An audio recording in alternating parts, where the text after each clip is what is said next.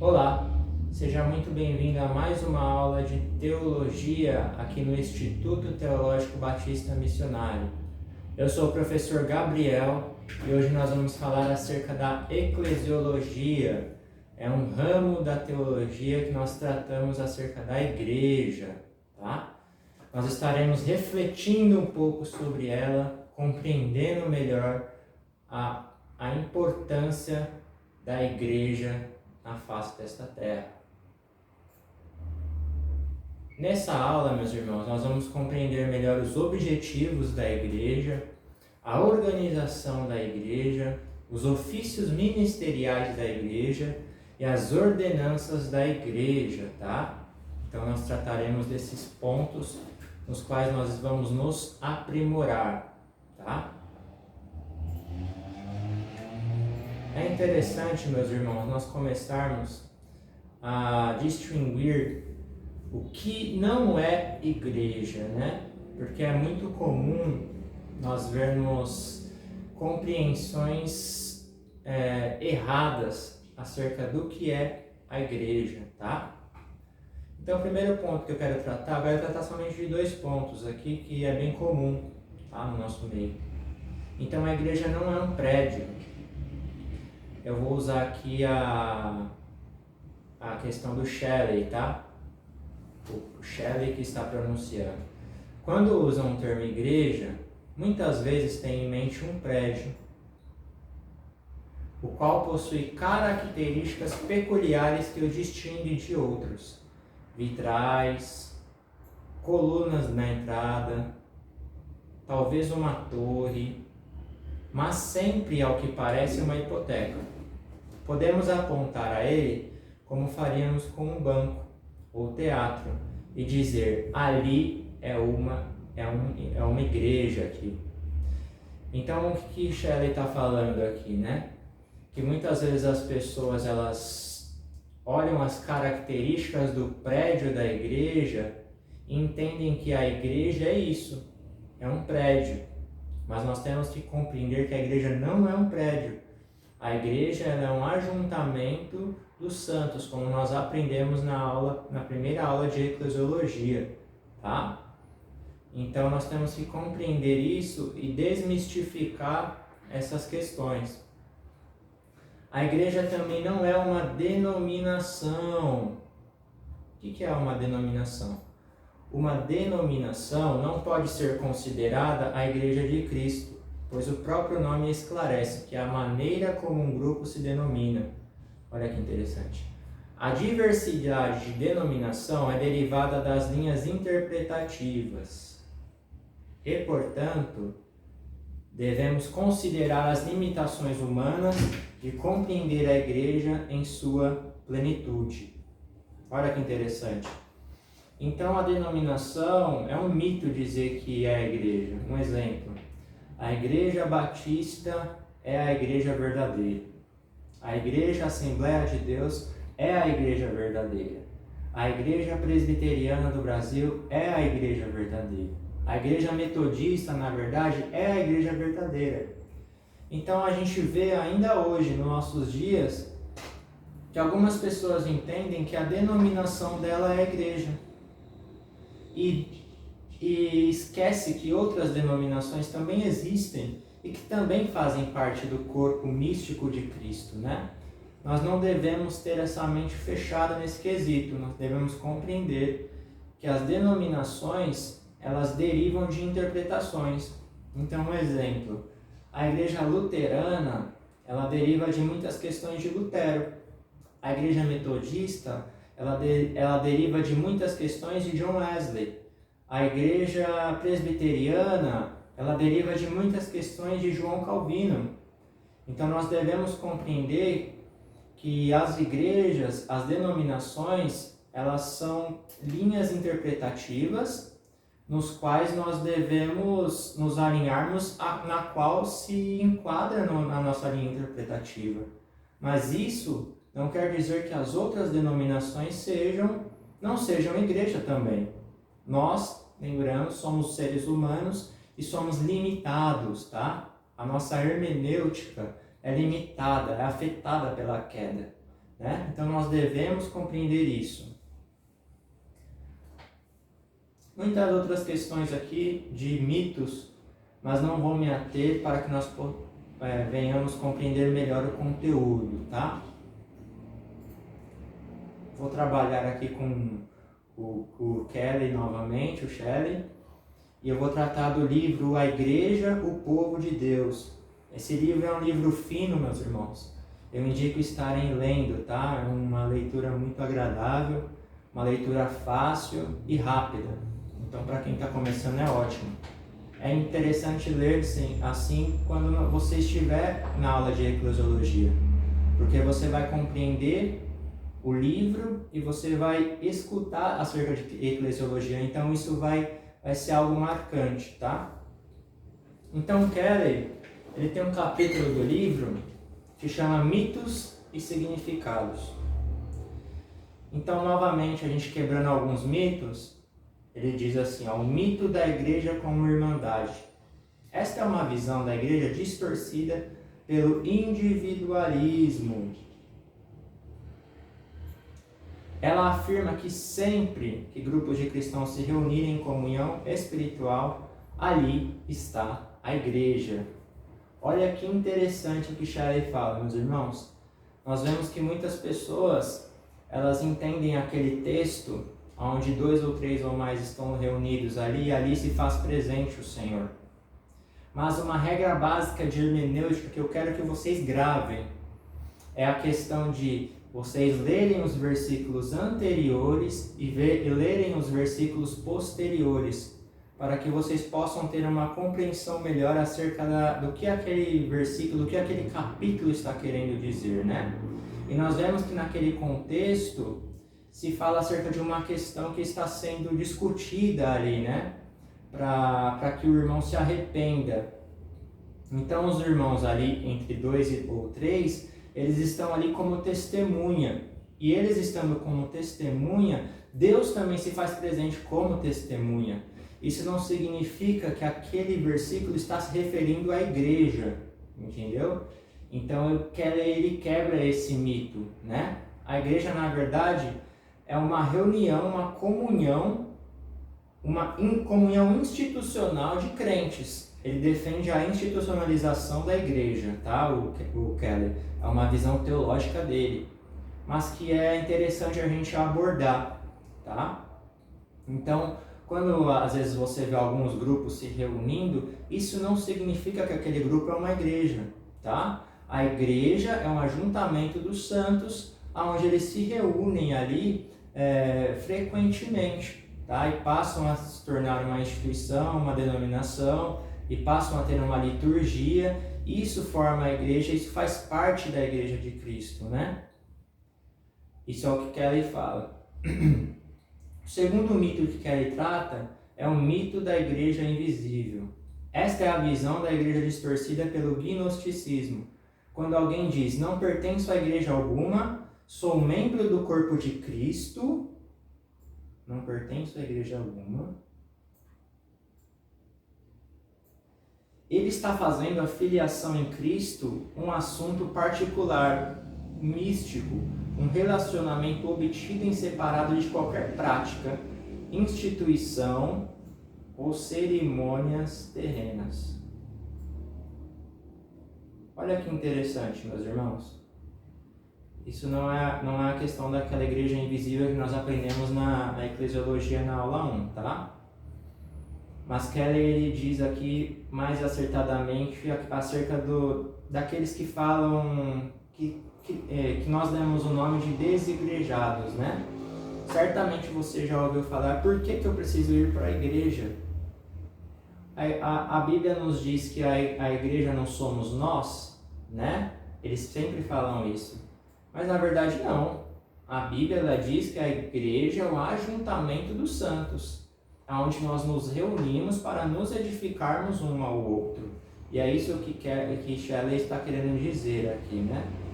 Quando uma pessoa ela fala que ela é membro da igreja, só que ela não pertence a nenhuma instituição, isso é uma contradição.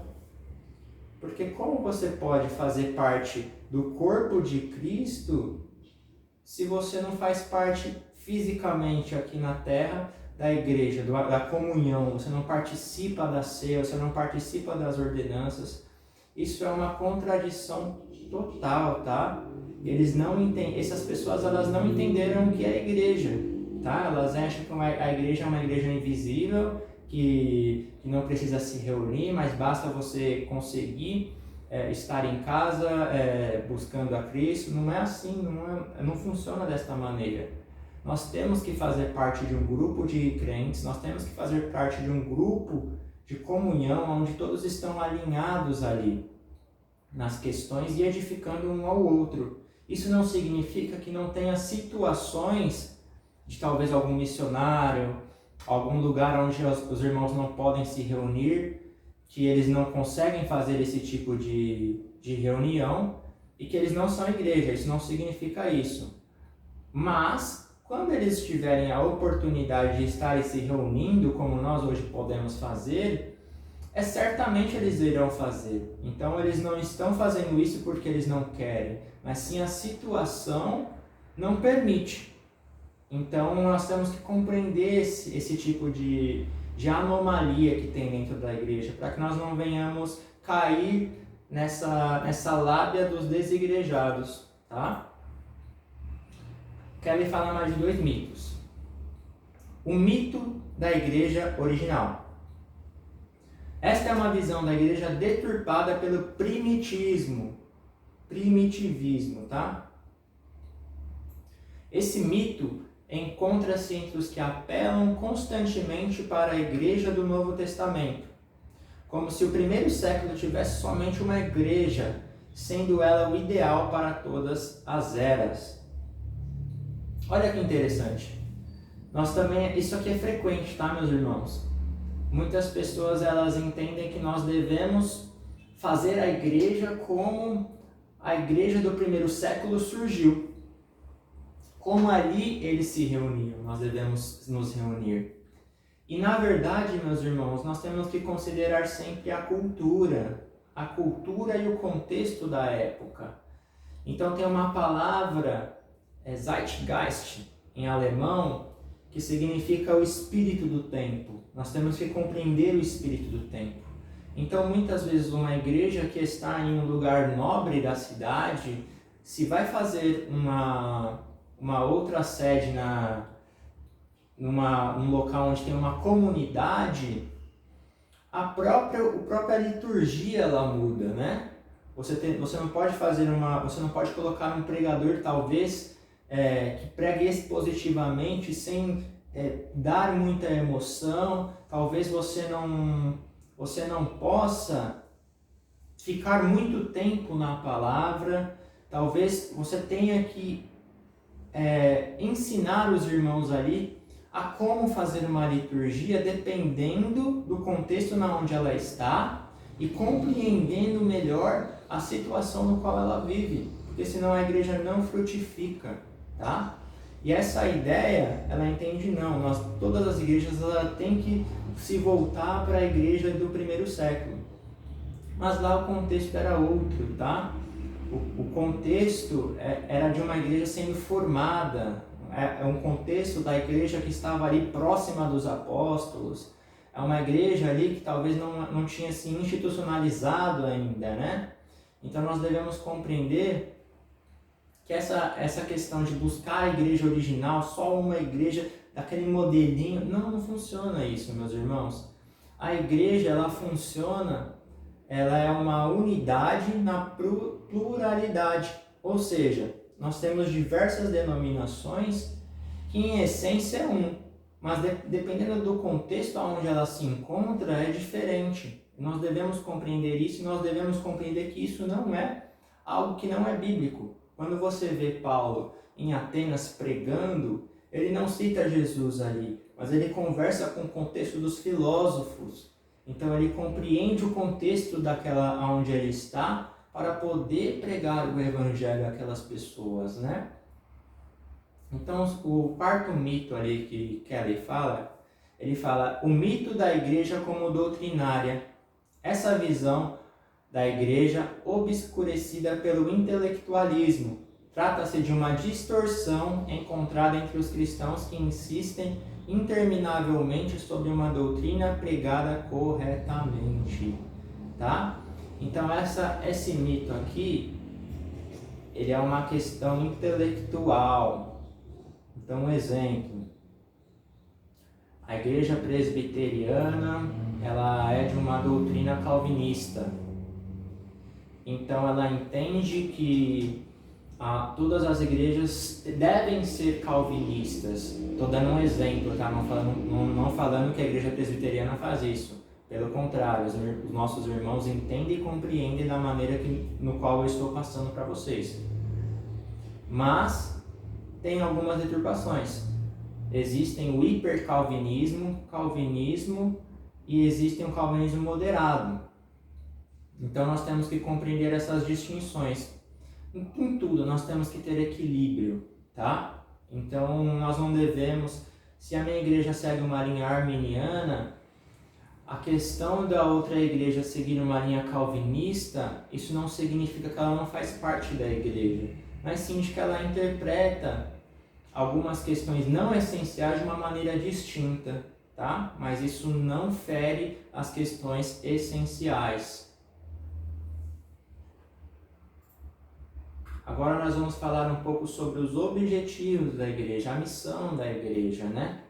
Obviamente que tem muitas outras coisas aqui, mas eu vou tratar acerca de 3, tá? Para a gente poder compreender melhor. E eu creio que são as principais, tá? Então o objetivo da igreja é o evangelismo. Olha que interessante o que Kelly fala, né? A nossa evangelização geral tira o convertido do mundo e jamais o envia de volta a ele. Nosso alvo deve ser a missão da mesma pessoa no mesmo mundo. Todavia, uma nova pessoa com novas convicções e novos padrões.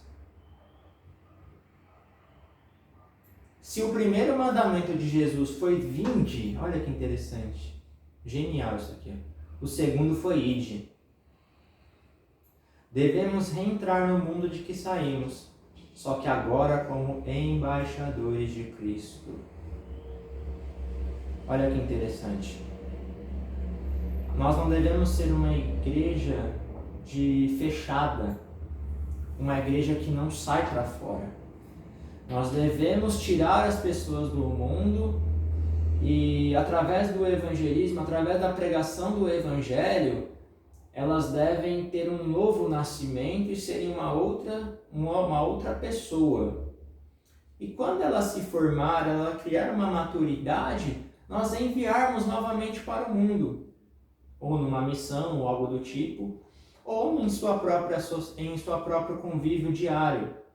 Então ele lá no trabalho, ele vai fazer a diferença como uma nova pessoa, como um cristão, tá? Porque as convicções e os novos padrões foram inseridos através da cosmovisão cristã, que é a visão de mundo, né? Olha que interessante, o primeiro mandamento de Jesus foi vinde, então venha. E o segundo é ide. Muito para a gente refletir essa frase, né? Segundo ponto que eu quero tratar com vocês é a preocupação social. A igreja. O cristão vive tanto no mundo como na igreja e tem responsabilidades para com ambos. Devemos pensar acerca de 3 definições: preocupação social, serviço social e ação social. Olha que interessante, meus irmãos. Eu me lembro de um livro no qual eu li do R.C. Sproul, onde ele fala que o evangelho e a ação social, elas são como o corpo e a alma. Eles são uma coisa só, eles não podem se separar. Então, na medida que você é um cristão, você também é alguém que faz obras sociais, você também é alguém que ajuda a sociedade, né? E se você separar o corpo da alma, o ser humano não vive, entendeu? Então o evangelho ele é embutido ali a preocupação social. Então nós devemos compreender isso. E olha que interessante o que Shelley fala. Nós devemos em três quesitos: preocupação social, serviço social e ação social, tá? Nós devemos a igreja deve refletir nesses sentidos. Obviamente que existem questões que são polêmicas aqui na ação social. Se a igreja deve ou não fazer, para não misturar com o governo. Alguns entendem que essa questão é do governo, mas é uma questão que nós devemos refletir. E é uma questão que deve estar intrínseco no cristão, a questão da preocupação social. Interessante também outro ponto, meus irmãos, é a adoração, tá? De acordo com David Peterson, ao longo de toda a Bíblia, adorar, prestar culto de modo aceitável significa aproximar-se de Deus e envolver-se com Ele nos termos que Ele propõe. Que Ele propõe, de maneira que Ele torna possível. Olha que interessante, meus irmãos. Um dos objetivos da igreja é adorar. Só que como que eu vou adorar na minha casa? Como que eu vou adorar? A pergunta deve ser, né? Eu vou adorar da maneira que Deus quer, da maneira que Ele propõe. E qual que é a maneira que Deus propõe? É a igreja. É a reunião ali dos crentes, é a edificação um para com o outro. Então não tem como compreender aquelas questões dos desigrejados no qual nós tratamos anteriormente. Como eles irão adorar sem ter uma comunhão com os nossos irmãos em Cristo? Como que eles vão partir do mesmo pão, do mesmo vinho que está ali presente, né? É interessante, meus irmãos, nós refletirmos acerca disso. Então agora nós vamos tratar dos tipos de governo eclesiástico. Greg Ellison, ele fala assim, muito bom esse livro também, tá? Uma ótima indicação também. Lembrando que uma característica das aulas é que nós compreendamos livros, nós venhamos gravar livros e autores. A teologia é isso, meus irmãos.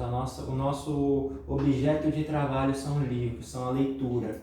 Então é indispensável que o teólogo ele não leia, tá?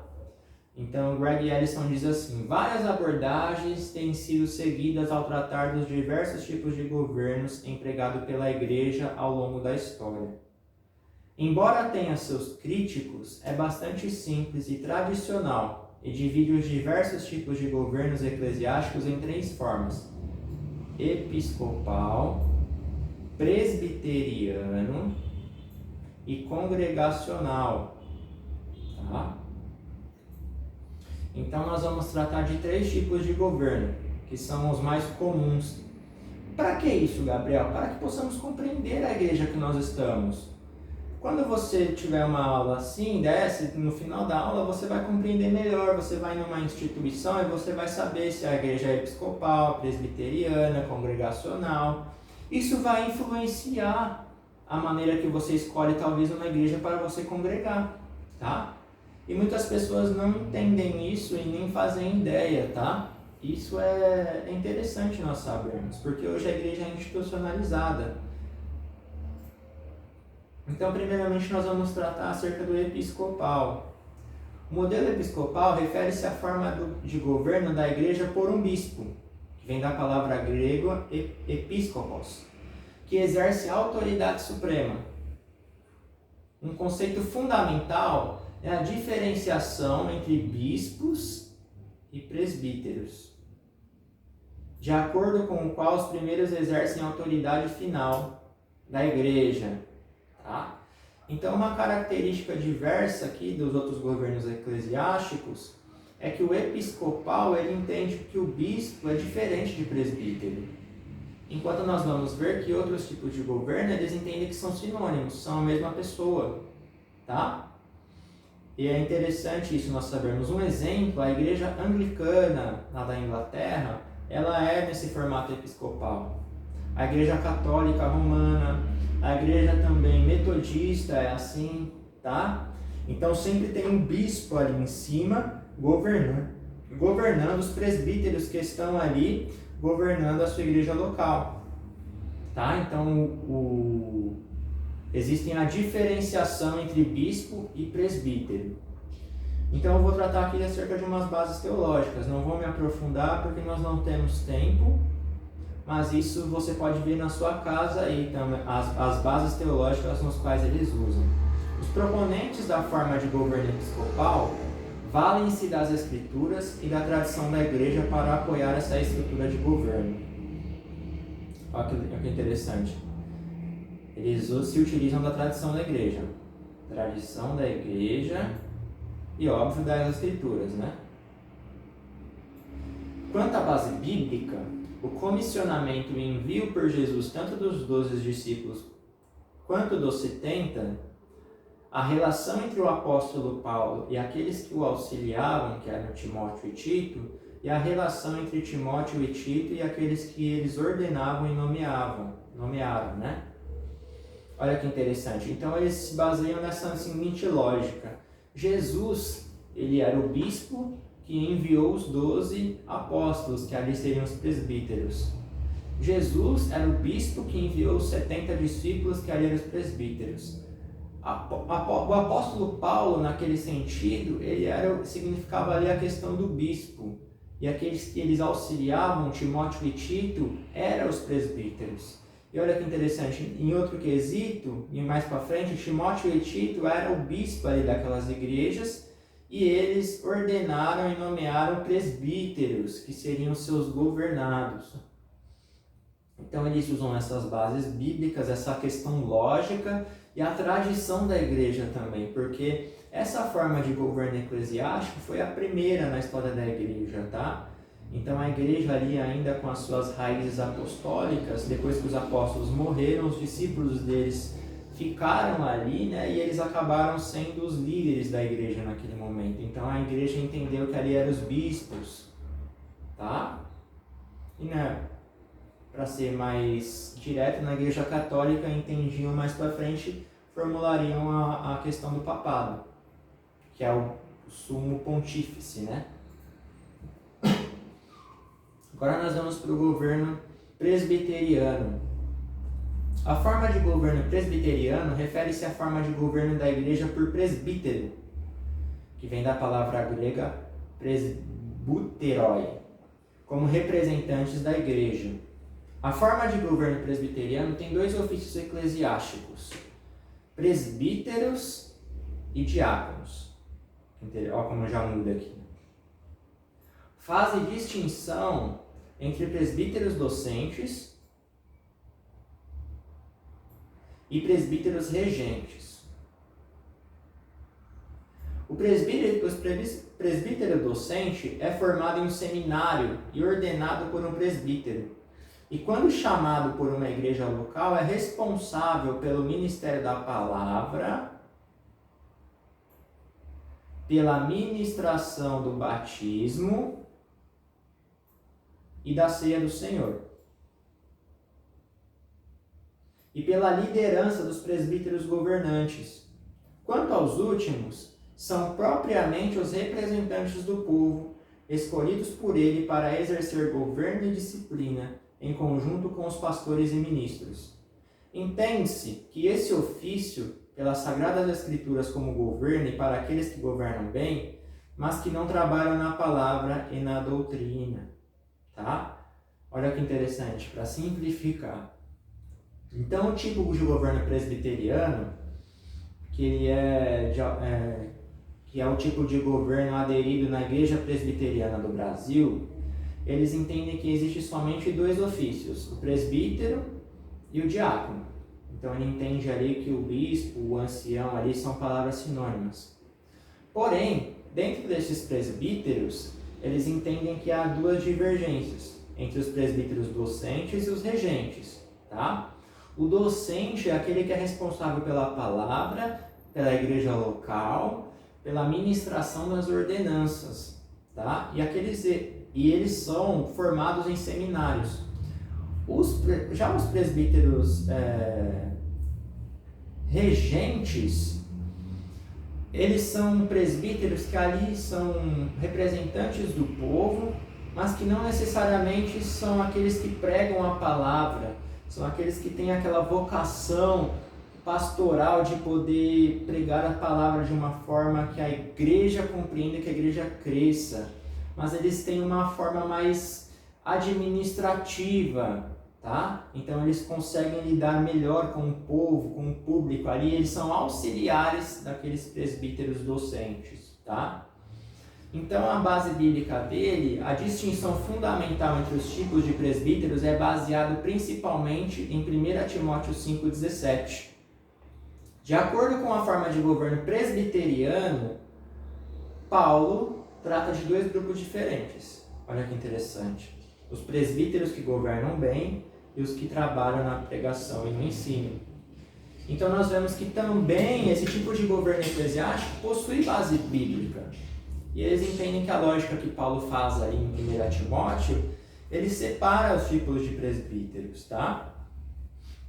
Vamos para o último tipo de governo, que é o congregacional. Sem dúvida nenhuma, meus irmãos, essa aqui é a forma que mais nós temos atualmente aqui no Brasil, né? Então, a forma de governo congregacional refere-se ao governo por uma congregação local. De modo geral, a forma de governo congregacional fundamenta a autoridade da igreja em cada congregação local como unidade autônoma, sem nenhuma pessoa ou organização acima dela, exceto Cristo, o cabeça. Olha que interessante. Então nós vemos que aqui a democracia ela funciona de uma forma maior do que os outros dois tipos de governo eclesiástico, tá? Diferente das outras igrejas, ali dos outros tipos de governo, o que manda é a igreja local. Então a sua igreja local ela vai ser independente. Então a questão financeira, a questão de liturgia, são eles, a igreja local, que vão definir, tá? E mais propriamente dito, toda a membresia, ela vai fazer parte dessa compreensão da igreja ali, né? E exemplo é a igreja batista, né? É por isso que nós temos várias igrejas batistas diferentes, porque ela é uma igreja congregacional, ela tem um tipo de governo eclesiástico diferente da igreja presbiteriana, da igreja metodista, porque lá eles seguem um bispo, eles seguem uma norma, eles têm alguém em cima deles regendo, administrando, gerando, conferindo, compreendendo, dando uma direção para aquelas igrejas, né? E possui base bíblica teológica também. Os proponentes da forma de governo congregacional destacam várias linhas de evidências. Uma delas consiste em responsabilidades eclesiásticas explícitas delegadas à congregação. Ou seja, nós vemos nas Escrituras que é dado responsabilidades eclesiásticas para que a igreja toda resolvesse. E não somente Paulo, não somente aqueles que estão na liderança. Então aqui eles usam algumas bases bíblicas para fundamentar esse tipo de governo eclesiástico. Uma segunda linha é o fato da igreja separar e enviar indivíduos específicos para determinadas responsabilidades.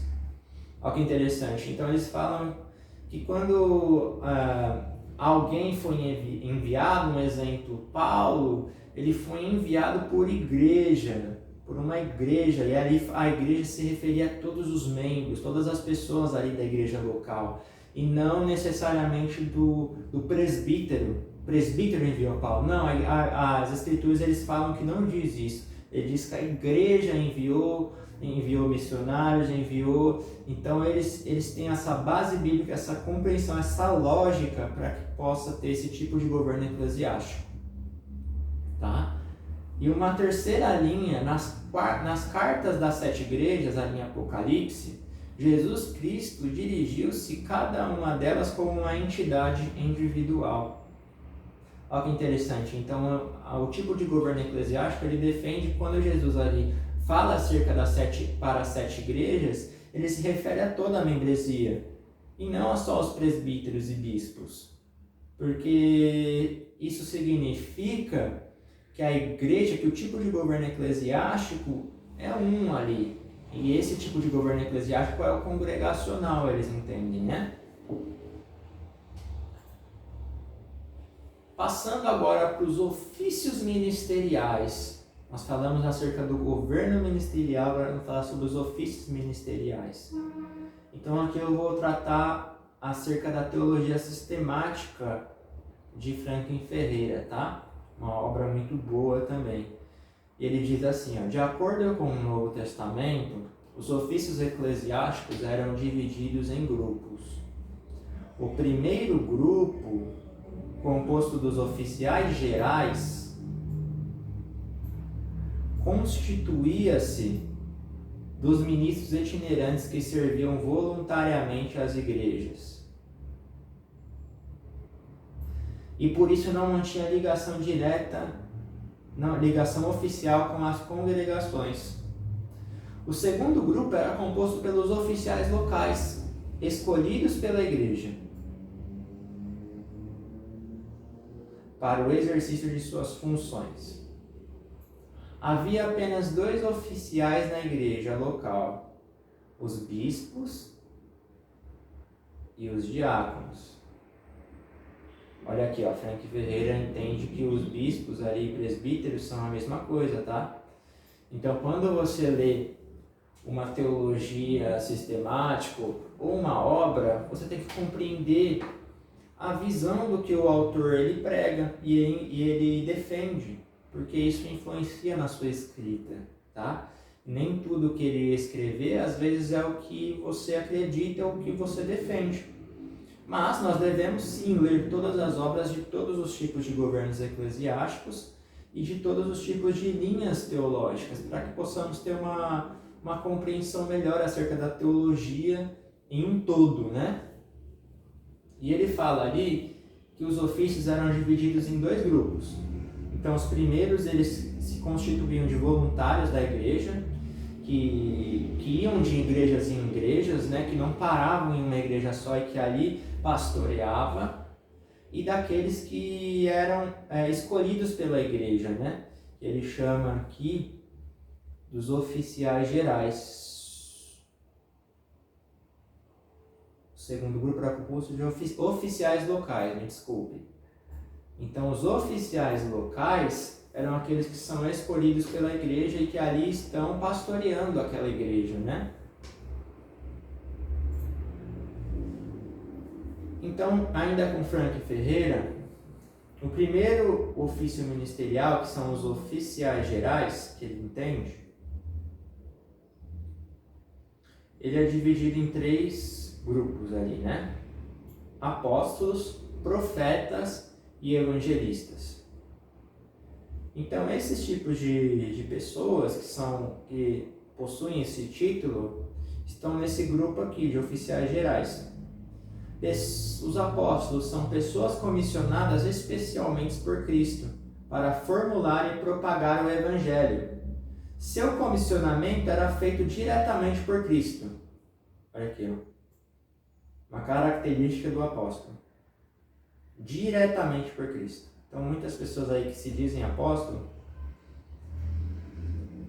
eles vão defender que são comissionados por Cristo espiritualmente, né? Mas em âmbito geral, na academia, entende-se que apóstolo não é um ofício no qual existe hoje, mas que já se acabou, né?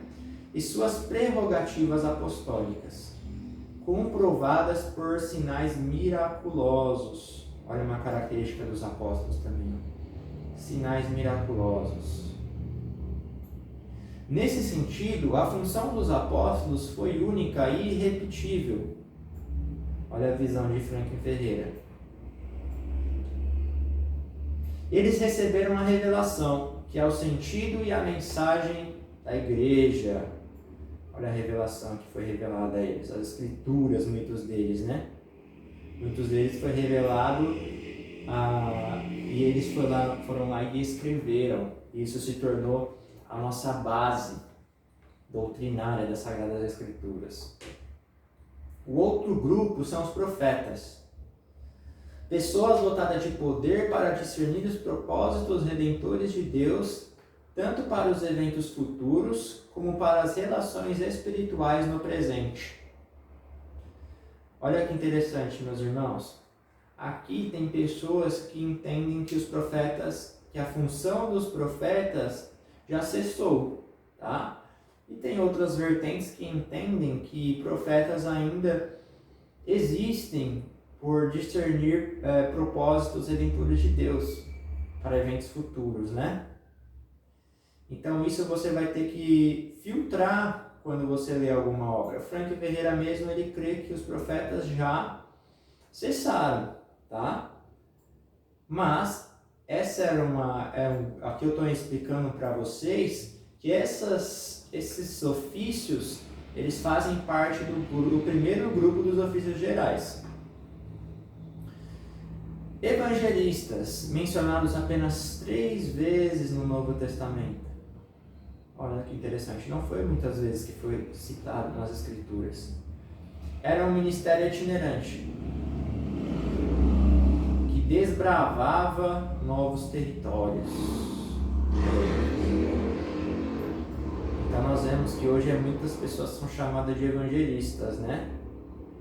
Mas elas não têm essas características, elas não desbravam novos territórios, né?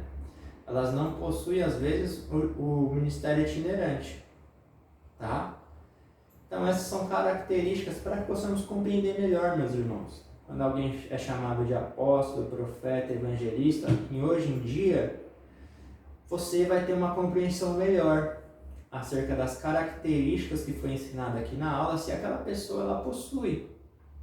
E se tem base bíblica para isso, né? Então isso demanda estudo, tá, meus irmãos?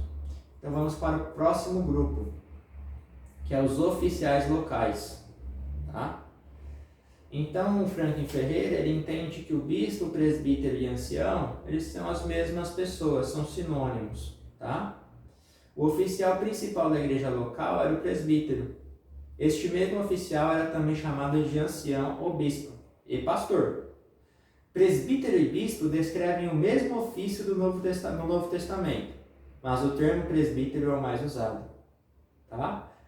Então aqui nós vemos que ele compreende de uma forma sinônima essas questões. E ele separa ali os diáconos, que eles eram os assistentes dos presbíteros, encarregados de servir as mesas, tá? Um termo interessante aqui que é bem falado. E Atos 6:1-6 ali vai falar acerca disso. É preciso notar que Estevão e Felipe, 2 dos evangelistas mais destacados da igreja primitiva, foram diáconos, tá? Essa questão de assistentes aqui, meus irmãos, nós não devemos compreender de uma forma pejorativa, tá? Por quê? A vocação ministerial, ela não tem graus de importância, tá? O bispo não é mais importante que o diácono. Mas Deus, ele vocacionou certas pessoas para para ser presbítero e também para ser diácono. Ele vai frutificar, ele vai dar fruto se ele ser diácono ou presbítero. Não adianta se ele é vocacionado para ser presbítero e ele tentar fazer o diaconato, porque ele não vai frutificar. E vice-versa, meus irmãos. Isso não significa que um é menos do que o outro, mas sim são vocações ministeriais. E presbítero, obviamente, são pessoas que Deus escolheu para ensinar e para se dedicar a tempo à igreja. Então, muitas vezes o presbítero, o pastor, o bispo, ele necessita ser amparado pela igreja. Isso nós devemos compreender, porque isso leva tempo. Leva tempo você fazer um sermão bem elaborado, bem feito, que o Espírito Santo possa falar com você. Não é simplesmente você pegar num dia e fazer o sermão, mas o sermão, ele é cada dia. Então, segunda-feira, o pastor, o bispo, ele já está pensando no sermão de domingo. Ele já está ali compreendendo melhor, já está ali escolhendo o texto, já está ali fazendo a exegese, fazendo o contexto do texto. Então não era de uma forma simples, nós devemos compreender isso. A igreja carece disso, para que possamos financiar muitas vezes pessoas que são vocacionadas ao bispado, ao presbiterado, ao pastorado. Então nós devemos apoiar esses ofícios ministeriais. E os diáconos muitas vezes, meus irmãos, eles não demandam de tanto tempo na igreja, é por isso. Mas isso não significa que são ofícios de maior importância ou de menos importância, mas sim da dedicação de que o vocacionado ali precisa na igreja, né? As ordenanças da igreja, essa é uma grande questão da igreja, né? Então, Greg Ellison ali, ele fala, os reformadores protestantes romperam não apenas com os sacramentos católicos, mas também com a teologia sacramental católica. Tá? Aliás, as igrejas protestantes definiram os sacramentos de um modo bastante diferente. Charles Ward resumiu a teologia reformada dos sacramentos. São meios reais de graça, ou seja, meios definidos e empregados por Cristo para transmitir os benefícios de sua redenção a seu povo. Olha que interessante, meus irmãos. Então, as ordenanças muitas vezes são tratadas também como sacramentos, tá? Porém, sacramento na Igreja Católica é diferente do sacramento protestante, tá? A Igreja Católica ela defende 7 sacramentos. E na questão, alguns reformadores, eles até não gostam que são chamados de sacramentos, tá? As ordenanças. Mas, em algumas obras você vai encontrar sacramento, tá? Então você deve compreender isso, você deve distinguir isso, a questão do sacramento na Igreja Católica e a questão do sacramento na Igreja Protestante. E também entender que os protestantes não gostam dessa palavra de sacramentos, né, que deriva de uma palavra latina. E ali os protestantes, eles definiram as ordenanças somente em 2, que são o batismo e a ceia do Senhor. Por quê? Foi ordenado por Cristo para que nós pudéssemos fazer. E são meios que Cristo, como o Charles falou aqui, né, são meios que Cristo ele escolheu para transmitir os benefícios de sua redenção a seu povo. Olha que interessante. Então é um momento de edificação, de comunhão, as ordenanças. Os sacramentos no Antigo e no Novo Testamento, brevemente, meus irmãos, para que nós não venhamos estender demais essa aula. Quem sabe nós venhamos ter um curso somente de sacramentos. É possível e é extremamente extenso o conteúdo. Durante a antiga dispensação havia 2 sacramentos, que eram a circuncisão e a Páscoa. Então o povo de Deus ali, os israelitas que foram chamados por Deus para serem o seu povo, eles cumpriam 2 ritos ali, que eram considerados sacramentos, que hoje para nós são as 2 ordenanças. Ambos tinham características sacrificiais cruentas. Então existia dor, existia sangue, né? A circuncisão, ela era feita no prepúcio ali, né? Do órgão genital masculino. E ali ele significava que ele fazia parte do povo de Deus, ele fazia parte da aliança que Deus fez ali com os israelitas, né? E a Páscoa era uma rememoração da questão da saída do Egito do povo de Israel, né? Nós vemos que Deus libertou com mão forte aquele povo. E a Páscoa era para que eles sempre se lembrassem, tá? No Novo Testamento, esse conceito foi se ampliando, como sempre, meus irmãos. O Velho Testamento é uma sombra do Novo. A igreja do Novo Testamento também tem 2 sacramentos, a saber, o batismo e a ceia do Senhor. simbolizam as mesmas bênçãos espirituais que eram simbolizadas pela circuncisão e pela Páscoa na antiga dispensação, tá? Então o batismo, ele entende-se que foi a substituição da circuncisão, e a ceia do Senhor foi a substituição da Páscoa no Antigo Testamento, tá? Agora nós vamos entrar propriamente no batismo. Eu trouxe aqui a Confissão de Fé Batista de 1689, que interessante. Na aula passada eu trouxe o Catecismo de Westminster. Agora eu estou trazendo a Confissão de Fé Batista, porque nós somos batistas. O batismo é uma ordenança do Novo Testamento, instituída por Jesus Cristo, para a pessoa batizada, um sinal de sua comunhão com Cristo, na sua morte e ressurreição, de sua união com Ele, da remissão dos pecados, da consagração da pessoa a Deus, através de Jesus Cristo, para viver e andar em novidade de vida. Somente pode ser submetidas a essa ordenança as pessoas que de fato professam arrependimento para com Deus, fé e obediência ao Senhor Jesus Cristo. Então não são todos aqui, tá? Na Confissão Batista. Não são todos que podem participar do batismo. Somente aqueles que professam a fé e obediência ao Senhor Jesus Cristo. O elemento externo a ser empregado nesta ordenança será a água. Então, o elemento físico ali que vai representar isso será a água, na qual a pessoa será batizada em nome do Pai, do Filho e do Espírito Santo.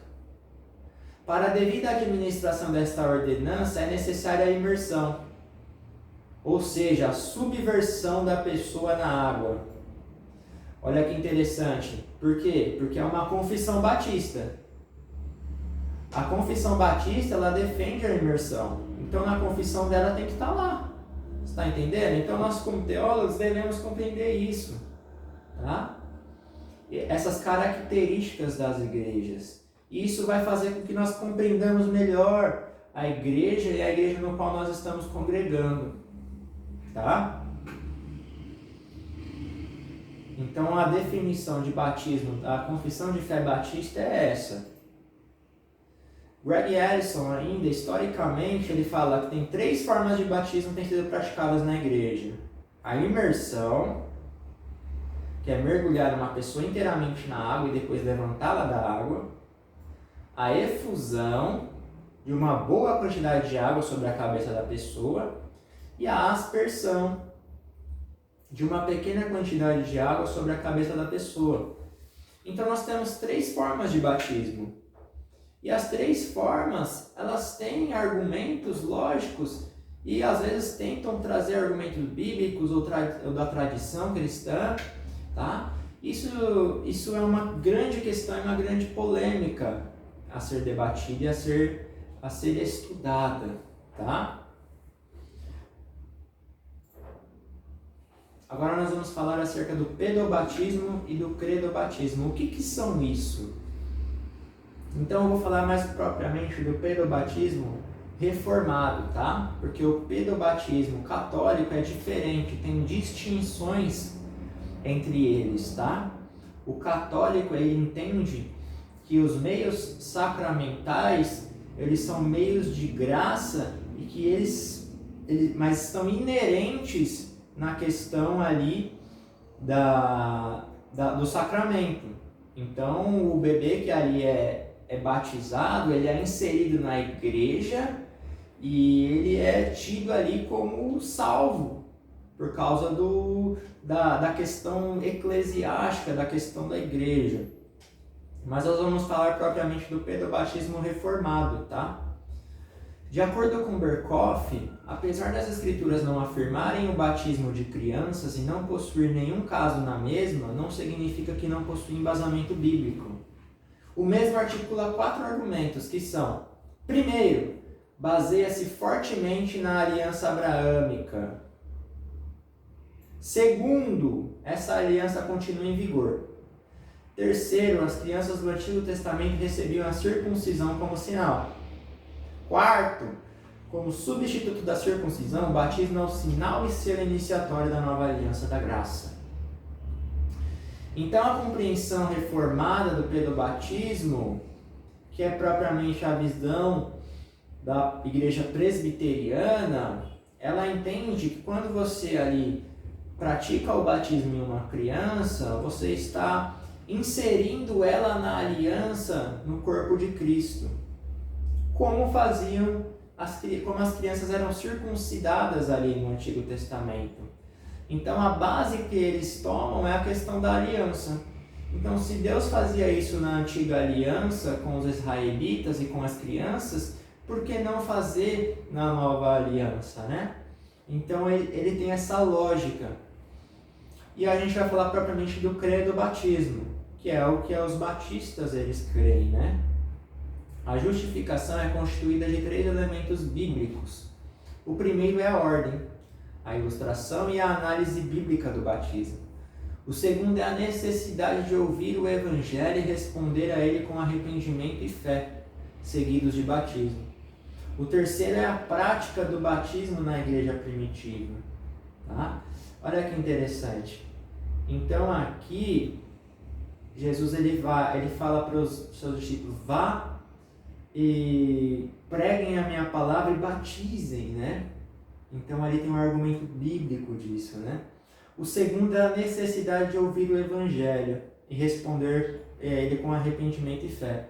Ou seja, nós entendemos que as crianças não possuem o intelecto, a racionalidade ainda de optarem por Cristo ou não.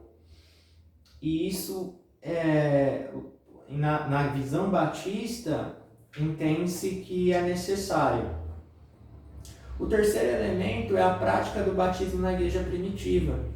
Então nós vemos na tradição cristã que sempre foi aplicado o credobatismo, ainda que tenha muito conflito, muita polêmica, e é um assunto muito amplo, tá? Aqui eu só quero tratar de uma forma resumida, de uma forma clara, para que nós compreendamos melhor essas duas posições, tá? Mas se você quiser se aprofundar, é necessário você ler livros a respeito disso. Você ler os argumentos bíblicos, você ler nas escrituras e poder compreender aquilo que você acha correto, tá?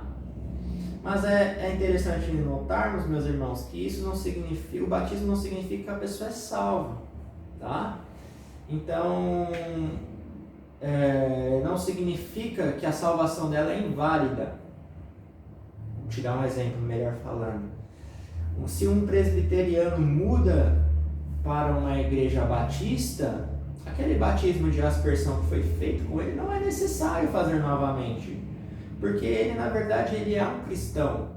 Ele nasceu de novo. Ele estava ali em comunhão, mas ele resolveu, por alguns motivos, talvez doutrinários, se mudar para outra igreja, e não é necessário denominação, e não é necessário de se batizar novamente. Nós temos que ter essa compreensão, tá? Obviamente avaliando, né, se a pessoa realmente nasceu de novo ou não. E vamos finalizar com a ceia do Senhor. A ceia ela foi instituída por Jesus antes de sua morte, na Páscoa celebrada com seus discípulos. Portanto, uma das características da ceia é a comunhão. A celebração de todos participarem do mesmo pão e vinho. Fazendo um parênteses, meus irmãos, nós em época de pandemia, está uma grande polêmica acerca de que se pode ou não fazer a ceia virtualmente, né? Alguns defendem que não é possível, porque nós não partimos do mesmo pão e do mesmo vinho, fisicamente, e que possui um drama no culto, né? Possui toda uma liturgia, um drama, possui uma questão física, prática, e isso é necessário a comunhão dos nossos irmãos, né? Para que possamos cumprir. E tem igrejas que optaram por não fazerem a celebração da ceia. Alguns entendem que isso é algo espiritual, né? Que quando nós celebramos junto ali, mesmo que nós não estamos fisicamente juntos, nós estamos celebrando e participando do pão ali, né, espiritualmente, e do sangue de Cristo, que é o sacrifício, né? Entretanto, no decorrer da história, a celebração que era para unificar acabou sendo motivo de separação e conflito. Olha que interessante. Na Reforma Protestante, meus irmãos, a ceia foi um motivo de separação dos reformadores, tá? Então não é uma questão simples, tá? É uma questão profunda e é necessário que possamos nos dedicarmos, nos esmerarmos mais nesse assunto. A influência gnóstica tende a depreciar o material físico. Ou seja, o gnosticismo era uma seita ali do primeiro século, no qual eles entendiam que a matéria é ruim, tá? Então essa influência ela tem até os nossos dias, aquelas pessoas que entendem entre o sagrado e o profano, isso vem de uma influência gnóstica lá de trás, tá? Então pessoas desse tipo que tendem a um gnosticismo, ela entende que o material físico ela é ruim, tá? E ao mesmo tempo exalta o imaterial e espiritual. Então o que é espiritual é bom, tá? E o que é material é ruim. Isso não é verdade, porque tudo que Deus criou é bom. E faz parte da natureza humana a carnalidade, a questão física. Então isso é bom, nós devemos desfrutar. Levando à minimização ou eliminação total da celebração da ceia. Olha que interessante. Algumas seitas, elas entendem que a questão física é tão desnecessária e tão profana que elas eliminam a ceia. Também a respeito da legitimidade de quem iria ministrar a ceia. Quem são os devedores, ou seja, quem iria ministrar a ceia? Aqueles que poderiam ministrar a ceia, somente os presbíteros, somente os diáconos, ou todos os membros, ou todas as pessoas. Isso é uma questão debatida dentro da igreja, tá? E aí vai depender de cada confissão. Quem são os devidos recebedores dessa ordenança? Quem pode tomar a ceia? É somente aqueles que estão dentro, que são salvos em Cristo Jesus, ou todas as pessoas que ali estão na igreja podem tomar, tá? Quais elementos corretos a serem usados e com que frequência a ceia do Senhor deve ser observada? Olha aí que interessante. O que pode ser usado? Pão, vinho, água com vinho, suco de uva. Essas questões podem ser usadas? Então isso é debatido no meio teológico. E com que frequência a ceia do Senhor deve ser observada? Então é para ser observada em todos os cultos? É para ser observada somente uma vez no mês? É observada no primeiro domingo do mês? Então isso são questões debatidas e são muitas vezes resolvidas nas suas confissões das denominações, né? Então eu vou falar acerca de algumas perspectivas da ceia do Senhor. A transubstanciação católica. Então ali na ceia do Senhor, os católicos entendem que o pão e vinho é transformado no corpo e sangue de Cristo literalmente. Eles leem aquele texto ali literal, tá? Literalmente. E eles entendem ali que a transformação da substância do pão e do vinho é transformado literalmente pelo corpo e pelo sangue de Cristo, tá? A consubstanciação luterana. Luterana ele deriva de Lutero, né? E ele entendia a ceia do Senhor como um testamento. Ou seja, é a comprovação ali da morte de Cristo. Deus deixou ali, né? E continuou a defender a ideia da presença literal de Jesus. Olha aí, ó. Lutero, ele defendia a presença literal.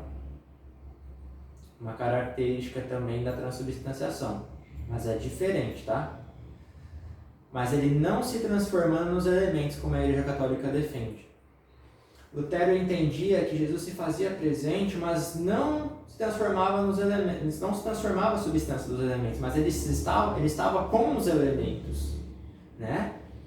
E então é uma questão complicada de se entender, mas basicamente, mais claro, Lutero entendia que Jesus se fazia presente quando ali as pessoas ceiavam, né? Mas não que se transformavam no pão e no vinho. Alguns entendem que Lutero entendia que a substância estava com o corpo de Cristo e o vinho estava com o sangue de Cristo. Entendeu? Então isso nós devemos compreender. O memorial zwingliano. Zwinglio entendia as palavras de Jesus que devem ser entendidas figuramente. E fundamenta seu argumento com os ditos de Jesus: façam isso em memória de mim. Portanto, o pão é uma imagem do corpo de Cristo e o vinho seu sangue. Segundo Zwinglio, é um memorial. Olha que interessante. Então, diferente da questão da transubstanciação e consubstanciação de Lutero, Zwinglio entendia que ali eles não estavam falando literalmente, mas sim figuramente, tá? E também tem mais um outro ponto que gostaria de deixar claro, é a presença espiritual, tá? Que é um ponto de Calvino.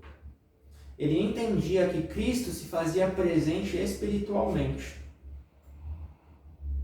Uma distinção de Zwinglio. De uma maneira misteriosa, Cristo estava à destra de Deus Pai, mas Nascer expressou essa comunhão como descensão.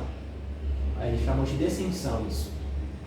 Dizemos que Cristo desce a nós tanto pelo símbolo externo, quanto pelo seu Espírito, para que possa verdadeiramente avivar nossa alma pela substância de sua carne e de seu sangue. Então, vocês compreenderam a complexidade da ceia do Senhor, meus irmãos? Nós aqui falamos acerca de muitos assuntos importantes e extensos. O objetivo foi trazer com a maior clareza e uma compreensão para que possamos entender no âmbito geral, tá? Se nós quisermos aprofundar mais isso, nós devemos ler literaturas que falam basicamente somente disso. E existem várias aí no mercado, né? Nós somos privilegiados. Eu desde já agradeço a atenção e vocês chegaram até aqui, né? Nesta aula. E que Deus nos abençoe e nos guarde e que você possa compreender melhor a eclesiologia a partir destas aulas. É o que eu oro e peço a Ti, Senhor Deus, que os nossos alunos possam eles venham dar frutos, né, nos seus ministérios e que vocês possam daqui para frente terem uma compreensão melhor da sagrada, da mãe, a igreja, né, como os católicos dizem. Que Deus nos abençoe.